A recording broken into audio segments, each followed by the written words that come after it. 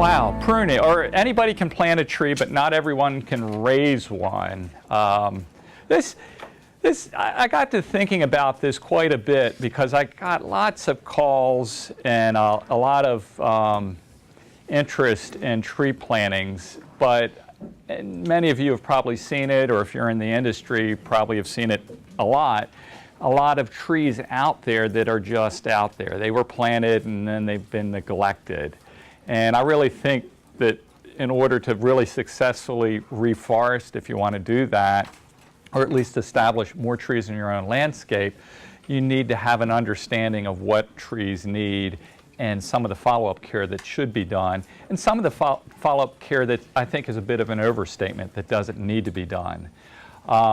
Because too many times we get these trees, then we turn around 20, 30 years later, and it's not just a tree, but it's a liability. It's got poor structure, there's a dead crown, there's issues showing up that probably could have been prevented if you'd taken some steps early when the tree was young and manageable that you could do from the ground, rather than having to hire an arborist who's going to climb up there and charge you a good bit of money.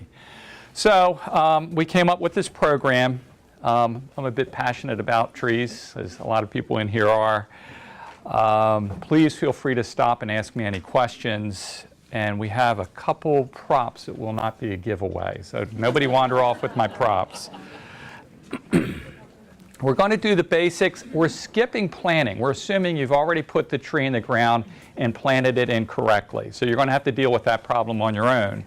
But we'll talk about sheltering if you need to. Post-planting care, what that means, pruning, which I think is a biggie and often neglected or done incorrectly or poorly. And then if we have time, we'll get to troubleshooting some of the problems that show up in trees generically.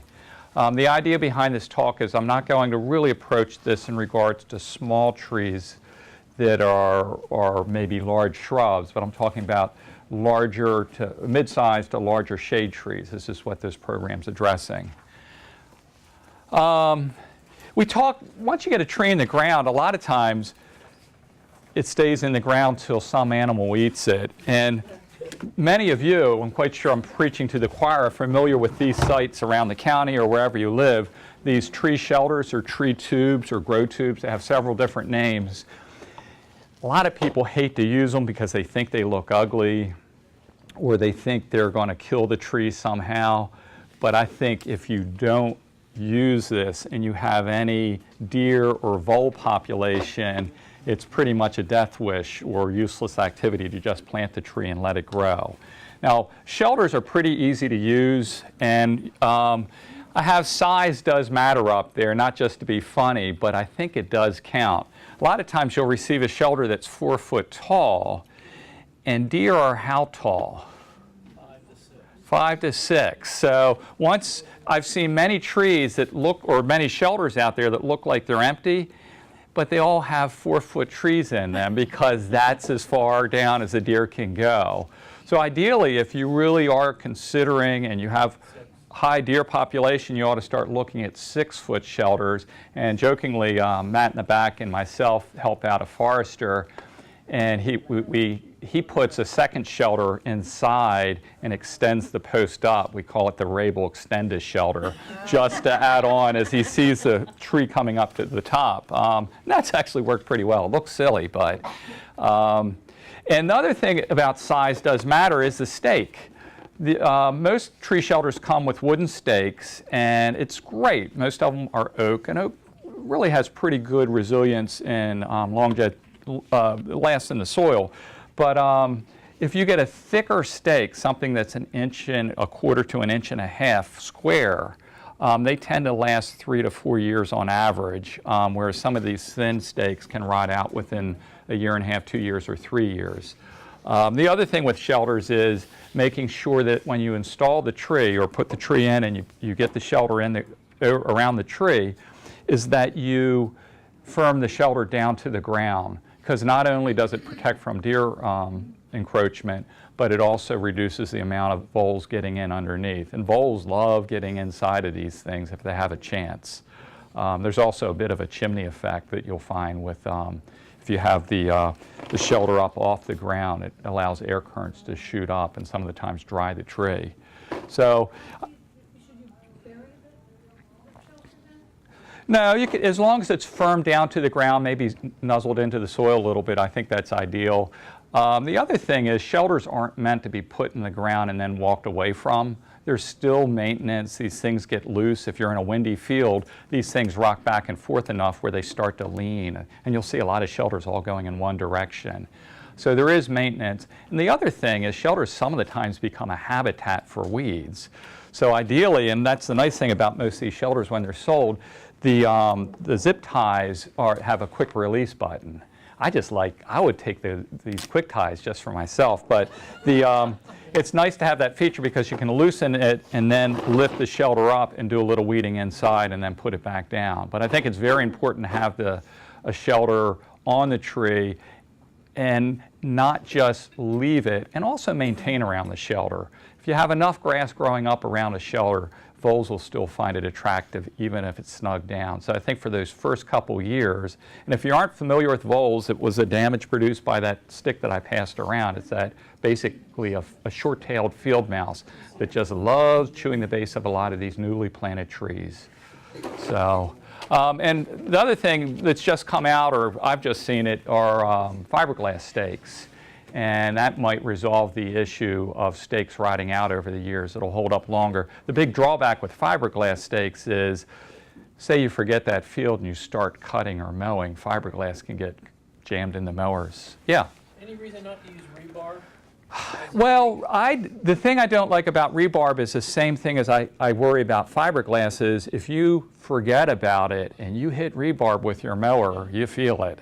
Or whoever maybe buys the property later on. In a sense, you need to write yourself a reminder or whatever, is make sure you get the rebarb up. Because I've run into that going through a field and it's like, what the heck is this rebarb gouging me in the shins for? It's usually some shelter or remnants of a shelter. Yeah? When I've used those on more mature trees to just keep the deer away, yeah. I tend to get a lot of spider and other bug population. I think that's great. No, and it's funny because we were just looking at some trees that had one of these plastic shelters, and it was only one field, but the field had much more damage to the foliage from caterpillars with this. Provided the same protection, and actually I thought it was more ideal because it got more airflow, you have more sunlight. But one of the things you've noticed are spiders, and also, and it's a bit disconcerting when you do maintenance on shelters, a lot of times there's snakes or bees' nests inside. And tobacco growers learned a long time ago to actually put up nesting box for paper wasps because they're voracious caterpillars consumers. So something like this, maybe there is something to having these shelters that also is a habitat for snakes, spiders, all those things we love. Yeah? You were talking about putting those to the ground. Yeah. Just take those and twist a little carefully on top. Twist them a little bit and that'll help them go down. Around about an inch if the soil isn't too hard. Okay. Makes a big difference. Real good idea. One last question, I know, just so we can finish up with I the... know we used to put that netting over the top Yeah. to keep birds out. Do they still do that? Or They is still not- do that. I call them bonnets. But she's talking about the bonnets or netting that you put over top of the shelter to keep birds and butterflies from flying in and getting entrapped. And it's not a bad idea. Yeah, what's that? Here, I found a bluebird in dead once.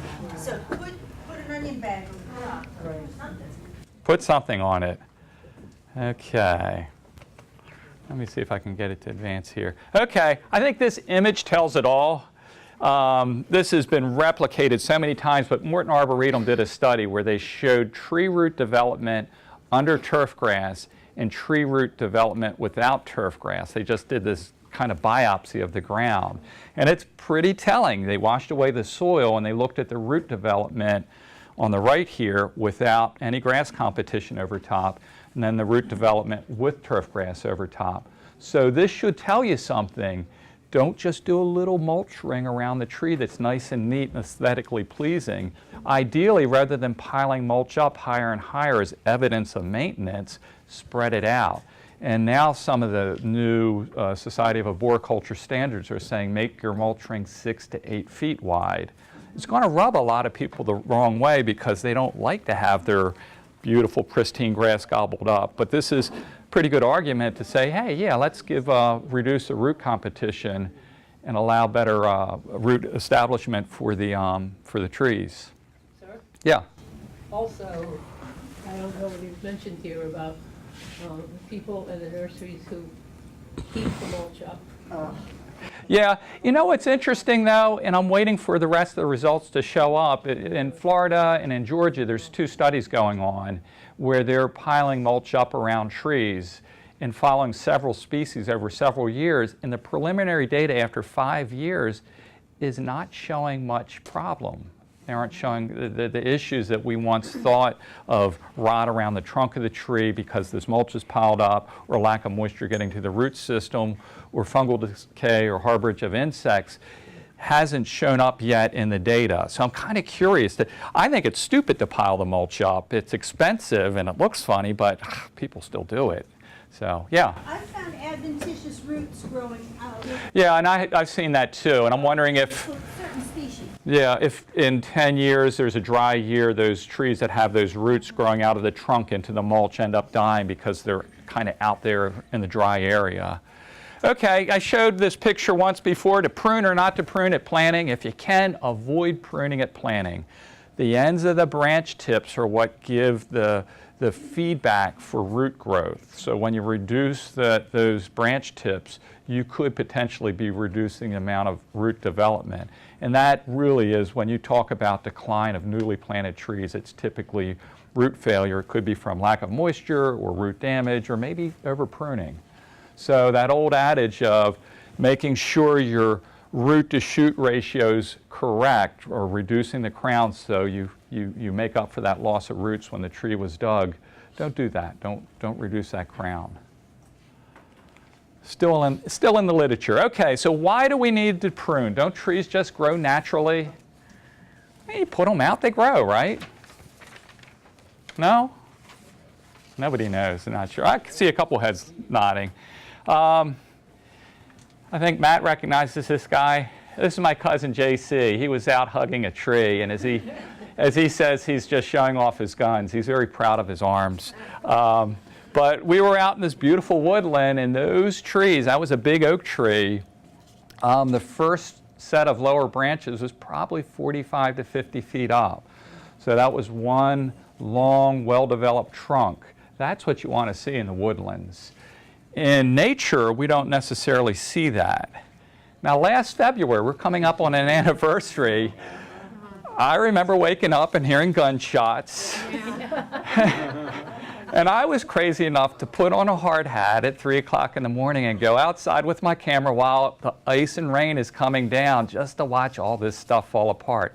I love destruction. Not because I want to see this stuff break up, but it gives you good information. I love storms. After Isabel, I was without power for a week. The family was really upset. I'm not even going to get into that. But with storms, you get to see all the structural defects that show up, or the planting issues that things that were planted wrong. You get to see what stress will do and how things will fail. That's what I enjoy about it. This is actually pretty horrible. The only silver lining was probably that some arborists got a lot more money. They kept pretty busy. And even they said, you know, it was very sad. Most arborists are really pretty proud of what they do.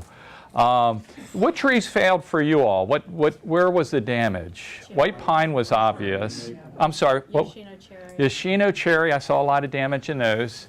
How about anybody have red maples? Yep. Yeah, a lot of red maple damage was reported. Red bud too. What's that? Some issues with red bud. That's interesting. Yeah, red buds have an open habit that can fail. How about, I'm trying to think of the other ones. Oh, anybody have any of the Asian elms? Almost, it's a common street tree. How about pears? Or most pears were busted up by now, so hopefully whatever was left survived. Willows, yeah, willows. Yeah, okay, so a lot of trees were damaged, and after talking with a lot of arborists at some of the conferences, most of them felt that a lot of these trees, especially the maples, probably didn't have to go through what they went through if somebody took the time for maybe the first, 3 or 4 years to use a clipper or one of these pole pruners just to snip off very small branches that would be less than 2 inches in diameter. That's pretty easy to cut. And they feel that probably half of the damage that they saw could have been avoided if somebody took the time to take care of those trees and just start them or give them some directional pruning prior to them getting too big and out of hand. Okay, so I'm going to tell you all you need to know about pruning in 20 minutes. I'm lying to you, but I'm starting a series of programs where I'm actually going to do pruning demonstrations and hands-on pruning in the field around the county. So if you are interested, I think we're doing one at Carroll Media Center where we're going to prune some trees outside of the Media Center, and also with Bauman's we're going to use some parking lot trees that have been a bit abused, not at Bauman's, but nearby, and talk about how to prune. Too often people go outside when they want to prune, and they don't have a plan. It's like, okay, I'll clip this. I've done that, and then I'll clip that. And an hour later, I'm still snipping, and it's starting to look absurd. I'm almost embarrassed. So one of the first things I tell people is come up with a plan that minimizes the number of cuts you make. Because what is pruning to a tree? Master gardeners in Carroll County may have heard Brian Butler say it. Well, it's actually a reinvigorating process. And many times, the harder you prune the tree, the harder it comes back. And a lot of times, that new comeback growth after a tree has been pruned hard is attached very poorly. So ideally, you should have a plan to make careful choices on the most important cut. And I know I'll never teach all this, but hopefully you'll sign up for some of the classes if you're interested. And it's just, I'm asking for your email and your bank account. So, the primary issues, of course, with ice is we call it structural failure. The tree had poor form and structure failed somewhere. And this was actually just about a month and a half ago off of near Belgrove Square. This maple fell apart, and I've been watching it for months. Kind of had bets on what branch would fail, and it was that branch. Fortunately, it missed everything. But the biggies are trees that have codominant stems. These are 2 main trunks. That's considered poor form, and we have some pictures later on. The other thing is included bark. Included bark, how do trees grow? We know they grow up. And they don't stretch. In other words, if you carve your name in a tree down here, in 6 years, it's not going to be up 5 feet. Trees add growth to the top. But they also grow radially. And you see this with, a tree trunk. You can look at the rings, and each ring is a little bit further outside. And when you have 2 trunks, maybe 2 codominant trunks that are growing radially, they're putting on girth and they're starting to push against each other. And and pretty soon it has bark included inside of that union. And that creates a fissure. And each year, each branch is struggling to put on another layer of bark. And the tree actually effectively creates a wedge that gets bigger and bigger. And then in time, that spot between these 2 branches will develop rot. It will no longer be correctly attached to each other, and as more and more weight goes on each trunk, it starts to fall apart. And we see lots of trees do that, and that can be prevented early on in the first couple years of the tree's life. Unbalanced canopies, large lower limbs. We love the large lower limbs. What quarter has well, I guess, was it the Maryland quarter had the Y oak on it a couple years ago? I think so. Yeah. It's a great looking oak, but structurally it was insane. It should not have been that way. You go out in the woods, you don't see oak trees like that. Oak trees should be pretty tall, straight trunks, and had these big, large lower limbs.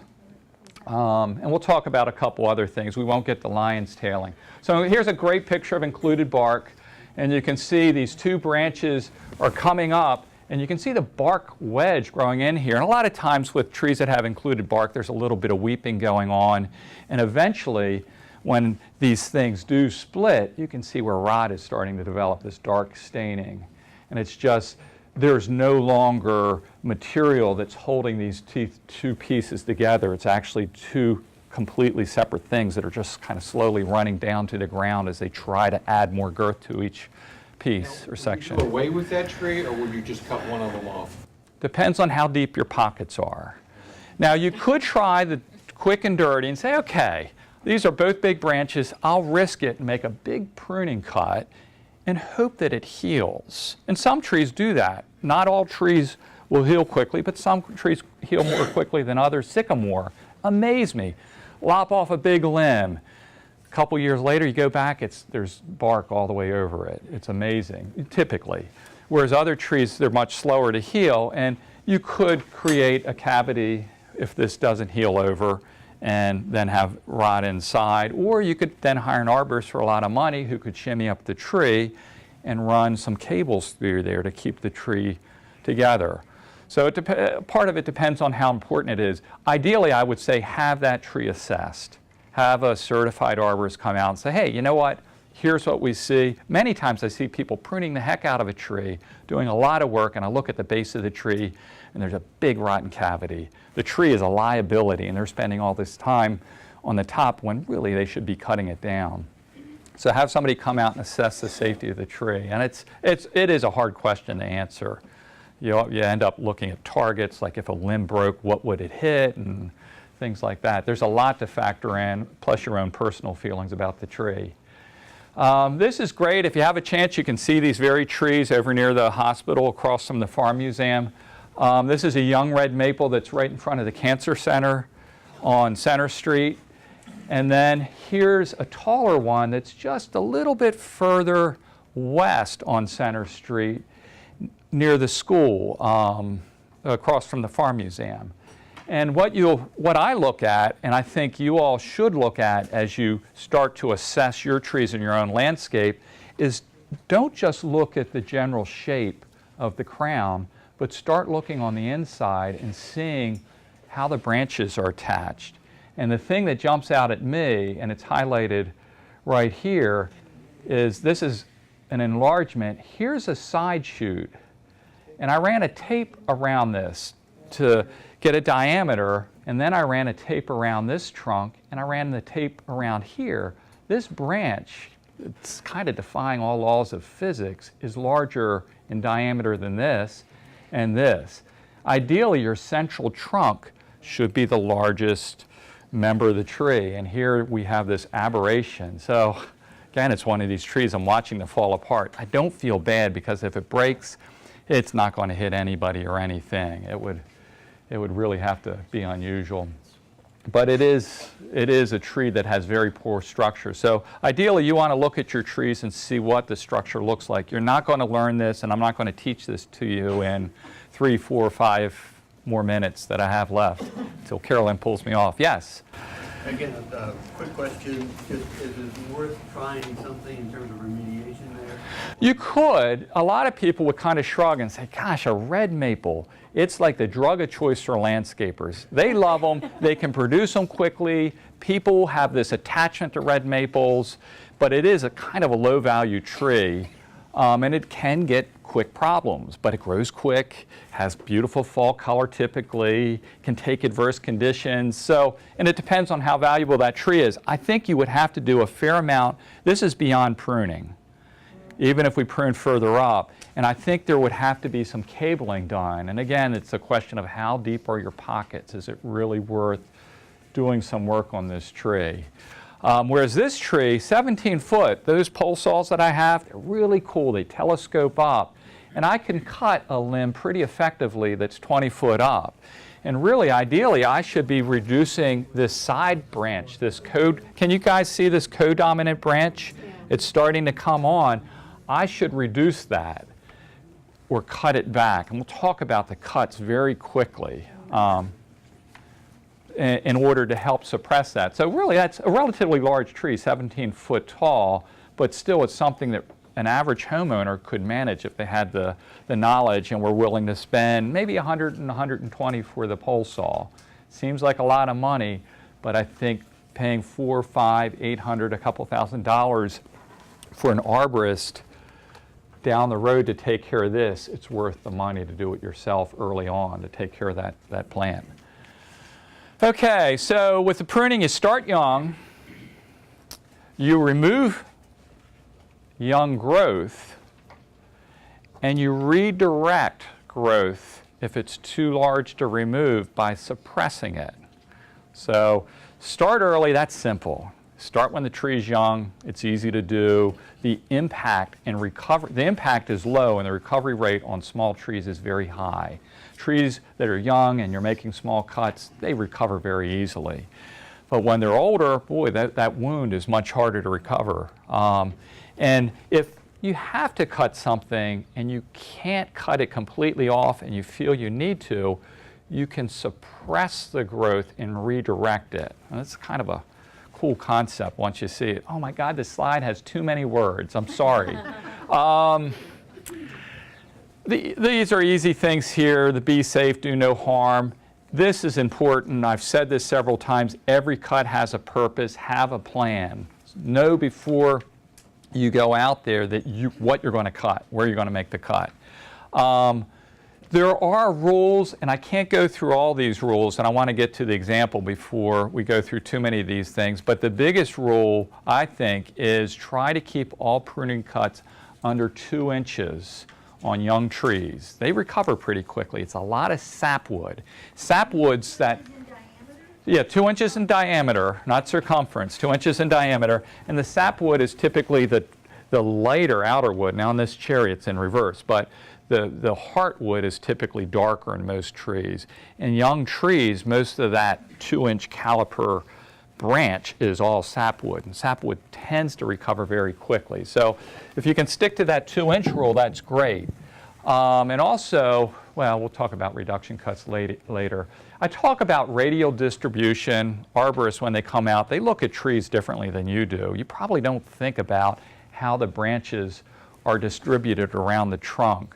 But you have to start thinking about perspective, and it's like one of those games where you start looking, like Tetris, where you look at different angles at things, and you look, maybe put yourself at a bird's eye view over top the tree and see if there's an even distribution around trees. This doesn't happen a lot in the woods because of peer pressure. There's a neighbor next door that's blocking out the sunlight or is a bit bigger and is blocking some light. But ideally you want to consider that distribution of branches around the trunk also before making those cuts. Okay, make good cuts. This is very basic. Dr. Alex Shigo came up with this concept called Code It, which is compartmentalization of decay. And really in all branches, all smaller branches coming off a trunk or a larger branch, typically there is a branch collar, and it's a swollen area. And when you make a pruning cut, you always want to make the cut to the outside of that swollen area. That swollen area contains special tissue that allows this fresh cut to recover and start to grow this compartmentalizing wood that will seal off any rot. As trees get larger and branches get larger, you start to lose that branch collar zone, and cuts become riskier because they have a harder time sealing off or compartmentalizing that wound. So that's another reason why you should start pruning early. You make all the small cuts early, and you don't need, or it isn't necessitated then, to make these larger cuts further down the line. You can find this on any website and in any pruning book. This is just the basics of how to reduce the size of a limb. Yeah? What's the best time of the year? On average, the best time of the year is at the end of the winter. You can prune anytime, and I talk to a lot of arborists, and usually their answer is whenever you have a sharp pruning tool in your hand. And there is not a whole lot of difference on average for most trees when you prune them. There's differences, but it isn't gigantic. But ideally, the best time is in March or before the tree leaves out, because then it will start developing recovery wood sooner than sitting through, say you pruned it in November and it sits through the whole winter just kind of as an open wound before it starts regrowing and compartmentalizing that wound. So On average, it's the end of the winter, and you'll see a lot of orchards doing their pruning then. There is a suppression pruning that's done in August, but we don't have enough time to talk about that either. Two basic types of pruning cuts. There's a reduction cut, and that's typically when you reduce a branch back to a member that's smaller than what you're removing. And then there's a removal cut, and that makes sense. You just cut a branch off back to its parent. Reduction and removal. It's not going to sit with you completely, but there are some general rules as to when you should make those cuts, or how you should make those cuts, and what branches you should select. And oh my gosh, I know we won't have too much time. This is just a close-up of a removal cut. The general rule is when you remove a branch, you want to remove a branch that is at least 1/3, well, it's 1/3 or less in diameter than the branch you're removing it from. That's the general rule, 1/3 or less. Now, for branches that are 2 inches or smaller, I don't think it really matters. But for larger branches, ideally you want to remove a branch that's 1/3 or less the diameter of the parent branch. Again, this is in a lot of pruning standard books. This is just a great way to look at the branch bark ridge and also the branch bark collar. I love red maples because it's easy to see. I hate them because they fall apart. I fall in love with them when they get their red color. But the collar zone, you can see it's a swollen area, and your cut you want to make just to the outside of it.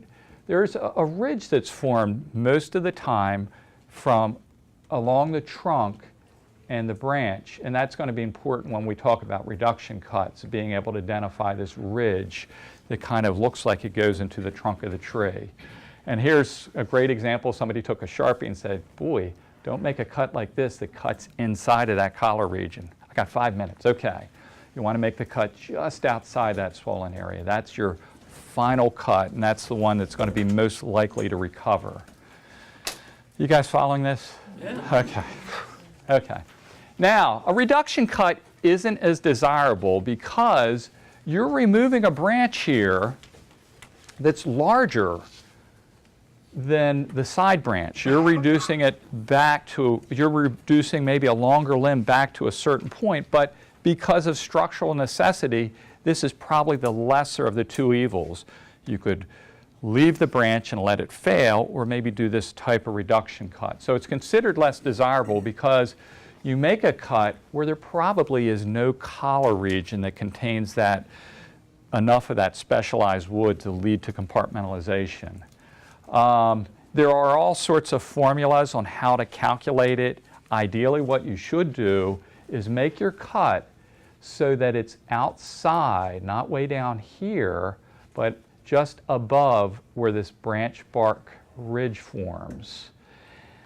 There's all sorts of formulas. Ideally, what I tell people is make this cut, this is going to be the final cut, so that at least the water sheds off.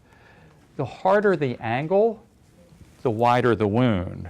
So you could probably cheat this and maybe make the cut right here, and it's still going to shed water. It's going to be less of an opening than a cut made down there. It's easier if we were outside able to do that, but giving you guys sharp tools after lunch with half an hour would be crazy.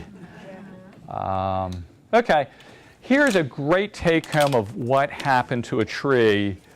Ed Gilman is the researcher at Florida State University, and he's done a tremendous job of developing and encouraging this young pruning.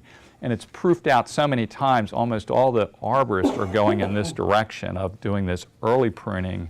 They get hired to do the late pruning because people just plant the tree and walk away. But this is the way you really want to handle a tree. And here's a tree that was just planted, and it has codominant stems. And you can see them. There's this stem shooting up here, and there's this stem shooting up here. So right after, a year after planting, ideally, you shouldn't prune at planting, but if you don't know you're going to be back there, say you're on a utility crew or a municipal pruning crew or staff, you do it when you know you're going to do it. And they made one cut to this tree, and you can see these two stems are pretty much the same size. They made one cut, and here's how the tree developed. Can you tell where that cut is now on this older tree? This is about 5 years later. It's this branch right here. That's that branch right here. Notice what happened is this was a suppression cut or a reduction cut. I got 1 minute to cover all this? Okay. But now this branch diameter is much smaller and the tree really has pretty good form. It has this one central leader. If they had left this on, it would have two very strong codominant stems, which probably would start to develop included bark and split apart. So it's just simple. That was one snip, pair of hand prune shears. You could even use these cheap little loppers that I got for $5 at the Master Gardener plant sale. When are we having that plant sale again? March? April? May. You guys have time. Come on up May 23rd, and we have a plant sale and all sorts of great I got this for $5. It's great. So come on up. It'll be right up here at the Ag Center, timber. That's good. I'm pretty much at the end. If you want to find out more, and I think you should, and again, sign up. I'm going to do a lot of field classes coming up. You can look at University of Florida, this URL, or just Google Ed Gilman, Florida, and you'll see it. So thank you, guys.